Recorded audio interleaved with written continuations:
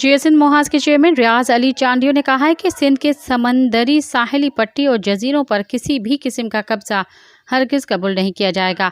अवामी press club Malir में press conference से खिताब करते हुए उन्होंने वाज़ेह किया कि शाह हसन जजीरा समेत तमाम समंदरी वसाइल सिंध के अवाम के मुश्तरका मिल्कियत हैं। उन्होंने कहा कि जजीरों पर आबादी मकामी आबादी का आइनी कानून और तारीख़ी हक़ है, जिसे नज़रअंदाज करना या ताकत के ज़रिए ख़त्म करने की कोशिश नाकाबिल कबूल होगी।